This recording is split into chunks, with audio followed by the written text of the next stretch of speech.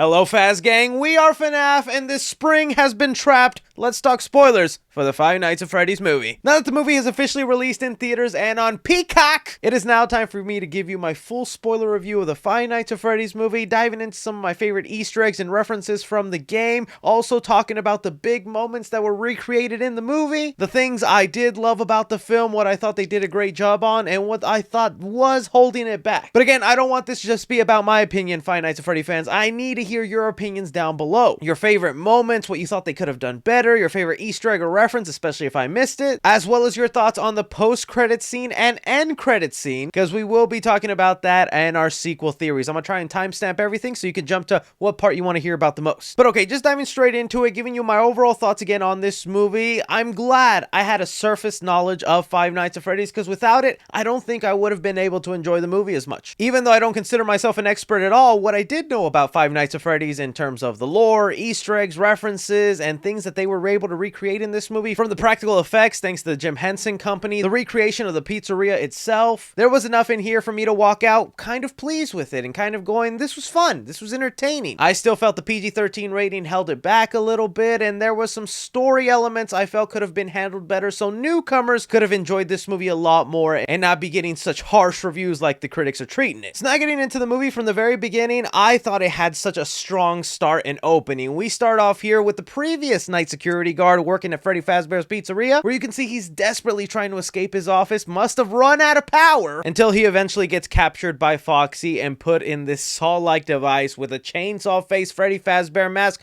That really made me think we were going to go for straight up horror vibes all throughout the movie, and if the movie was able to kind of keep that PG-13 horror vibe tone all the way through, I think it would have been really solid. I can't tell you how big of a smile I kind of had on my face throughout that opening and into the opening credits, because the way they digitized everything in 8-bit form, a lot like the mini games that you would find in the Five Nights at Freddy's world, I thought was awesome. It was a great way to just give us tidbits into the backstory with William Afton, him putting on the Spring Bonnie suit, and then luring in those kids one by one and killing them. That was kind of a great opening, along with the music that they had playing. I was sitting in that theater going like,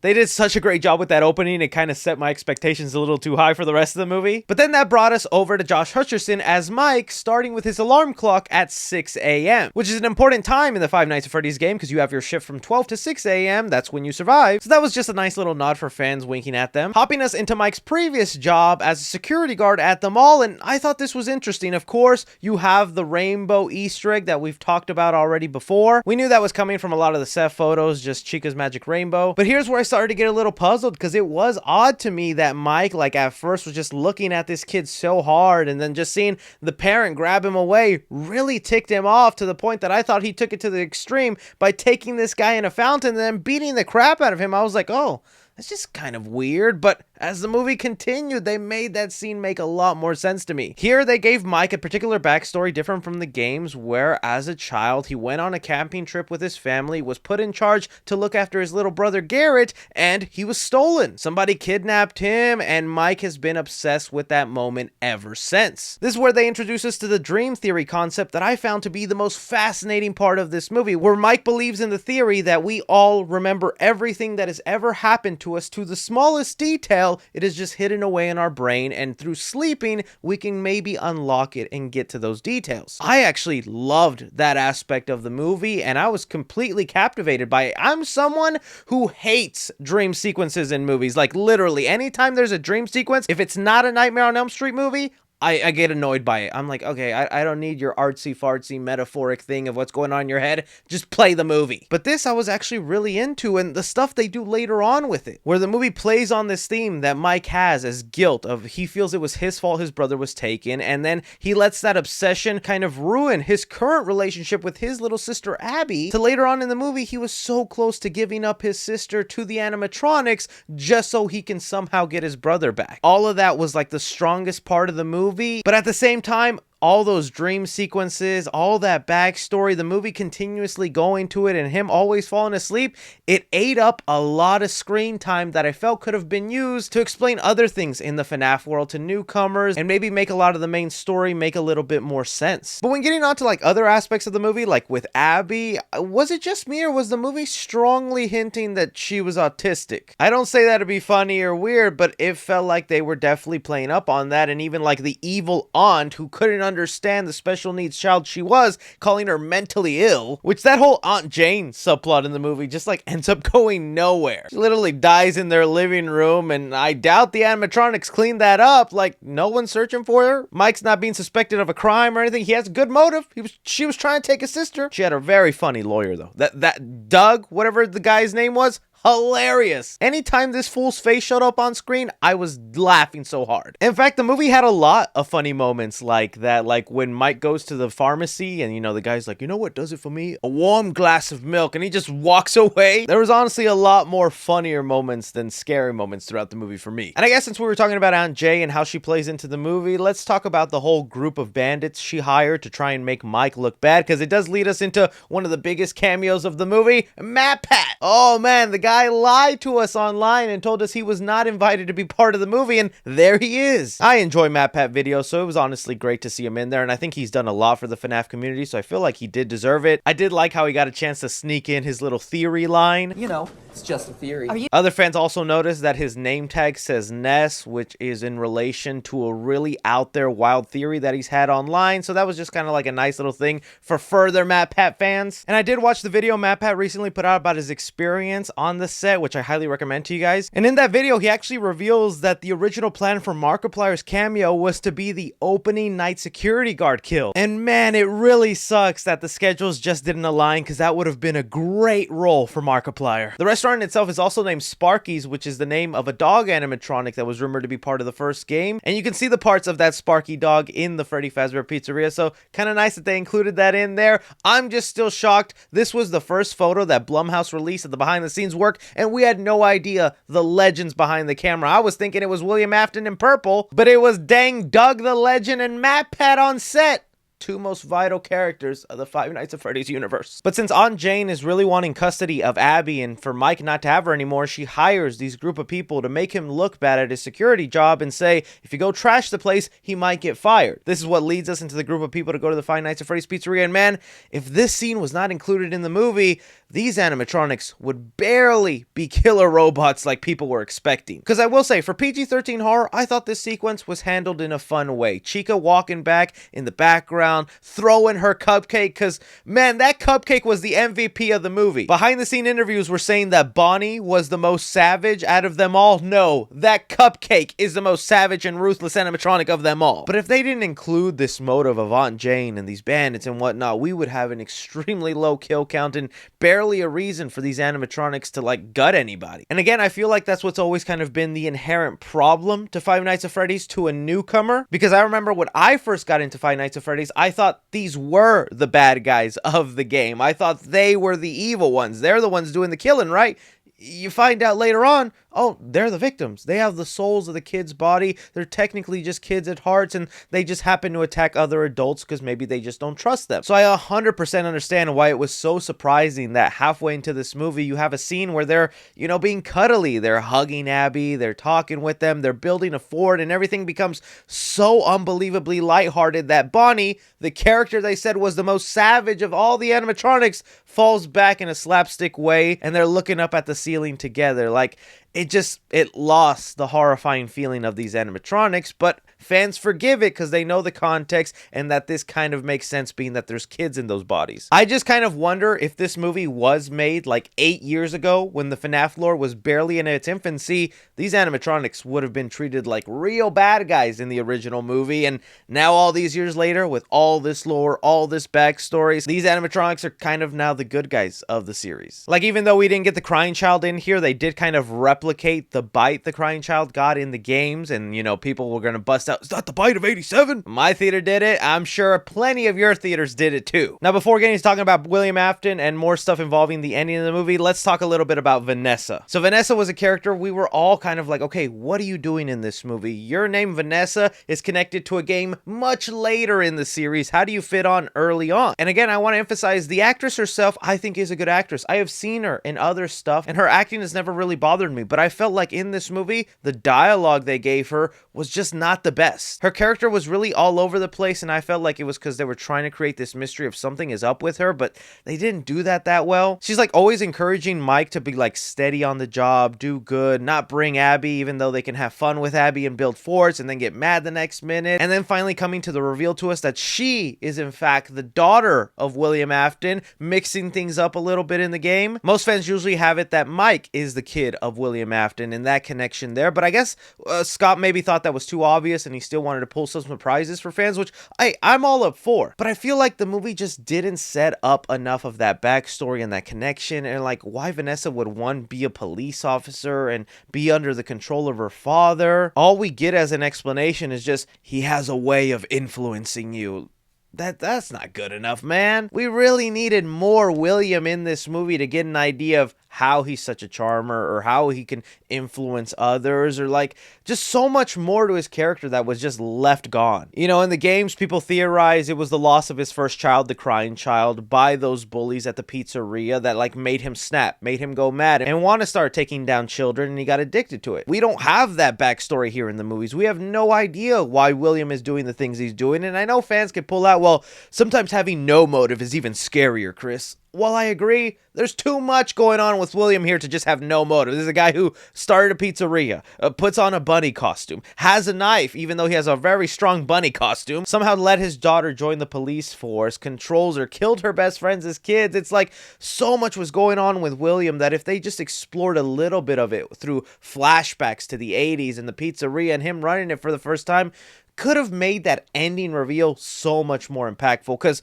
every fan who knew Five Nights at Freddy's knew Mathew Millard is the bad guy. No point calling him Steve Raglan. Like, the movie also nowhere mentions that William Afton is thought to be the killer, or that he's the guy who got away and he's the one responsible. Nowhere in the movies it says people are looking for William Afton. There's no reason for him to have a fake name and a fake job. In the game history, yes, but in the new movie lore they're setting up, not so much. So again, it's not that I don't think Vanessa and William Afton being related is bad. If anything, I think it's a good idea, and if they lean into like the Vanny stuff later in the games and maybe making Vanessa go bad somehow or something like that, that would be interesting. But now getting to like the William Afton stuff at the end, I want to go back to gushing about this movie because, man, once he enters in the spring Bonnie suit, oh, dude, he looks unbelievably fantastic. His movement in that suit, the way he kind of crutches and leans in, the horror vibes were coming in. Everything about that was awesome. The way he like lunges at Mike and kicks him and pushes him around.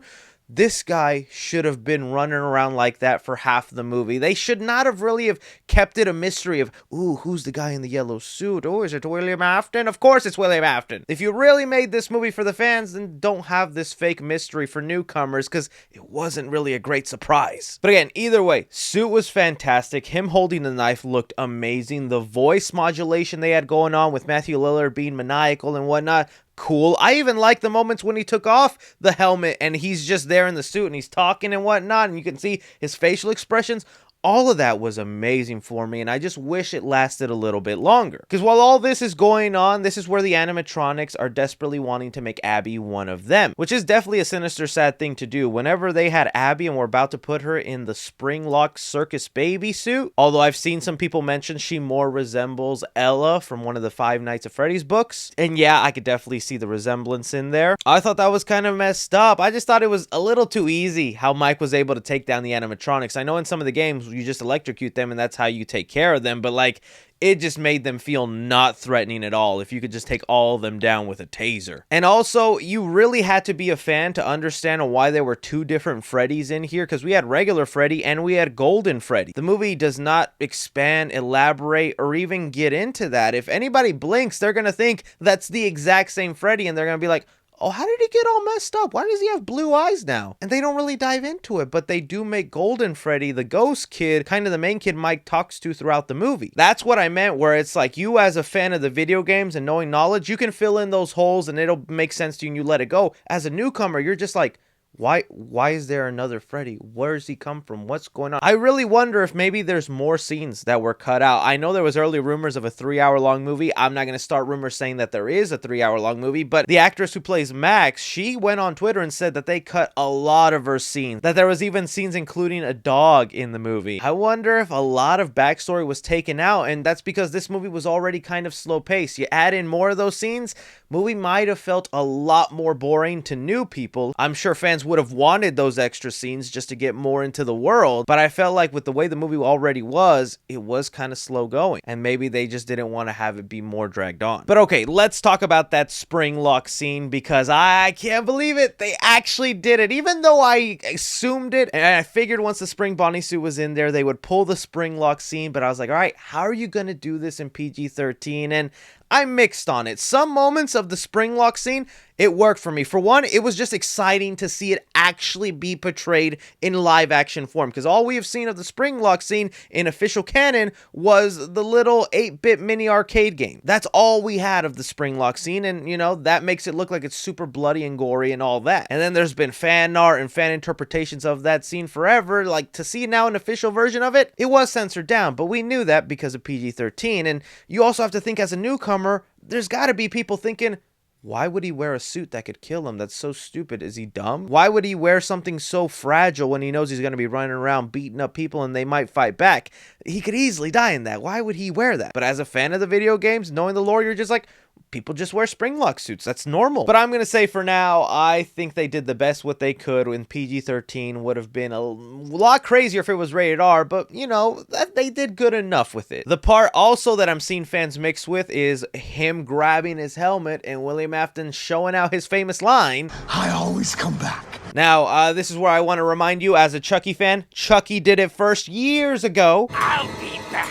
I always come back. Now that we got that out of the way, I'm mixed on this line, because in the context of the film and everything going on, it doesn't make sense. Yes, it's a famous line that he says, and fans everywhere love that he says it, but he's never died before. He's never been on the run before. No one's looking for him. He has this Steve Raglan alias, but like I said, nowhere in the movie they mention William Afton is wanted. He's the guy who did it. None of that. So it's like, what do you mean you always come back? If you survive this, this'll be the first time you come back, Mr. Afton. In the context of the movie, it didn't make sense. And I also seen other fans saying they didn't like the way Mathew Millard delivered that line, that they thought maybe he should have done it slower, more menacing, or maybe they should have saved that line for the next movie. Because now he's transitioned from Spring Bonnie into Spring Trap, where he's going to be a much more withered down, decayed, dead body in that suit, haunting our heroes. And if they kill him again at the end of the second movie, he could say, I always come back, and now we would have some context. You did come back from the last movie, man. You did. So I don't know. Spring lock scene, I've seen mixed reactions. For the most part, I'm gonna say I was just happy to see it happen on the big screen. Even cooler, just seeing the animatronics drag him away and him twitching like a lot of game trailers for Five Nights at Freddy's 3. But this is where the movie kind of ends for us. You know, Mike and Abby are good. They don't have to worry about Aunt Jane because she's dead and apparently no one's looking for her. Vanessa did get stabbed, but I think she's obviously gonna make some sort of recovery, and just wondering if they're going to keep Vanessa a good guy, a bad guy, while the Freddy Fazbear Gang are just holding William Afton captive in the supply closet, letting him suffer the way they've been suffering in the suits all this time. That brings us now into the post-credit scenes, and you know, right before the post-credit scene, they do play the Living Tombstone song, which is awesome. That in itself, if you're a fan, seeing that now and officially at the end of the movie, you're gonna walk out smiling even with the flaws of the film. But the first post-credit scene is just Balloon Boy, who's been jump scaring us all throughout the movie in a comedic way. I thought that was actually kind of funny. A lot of fans are annoyed by Balloon Boy, so that was kind of a good way to do it. It also gives Corey Kenshin his second cameo in the film, which again, I think that's awesome. But the end credit scene that a lot of people are talking about, and we can theorize now what this means for the potential sequel, because it's definitely going to happen. This movie is making a lot of money just in its first weekend. We're getting a sequel even with some of the negative reviews, and I think that's awesome. I hope this continues to be a great franchise for everybody. But the end credit scene is this ominous voice spelling out the words, come find me. Now, I've already seen a lot of fan interpretations of this, but I think the best interpretation is that this is Garrett talking, and Garrett will now become the puppet for the Five Nights at Freddy's movie world. The puppet in the video games usually was the daughter of Henry Emily, but here with them mixing things up, it most likely will be Garrett, and I think that'll be the basis of the second movie. Somehow Mike is going to get that message, and him being obsessive over his brother and wanting to see him again, he's gonna go find him. And this could kind of be their way of doing the Sister Location sequel. Now, even though Sister Location was a prequel in the Five Nights at Freddy's canon, I doubt this will be a prequel. It would be awesome to get a Fredbear prequel and see William Afton early on, because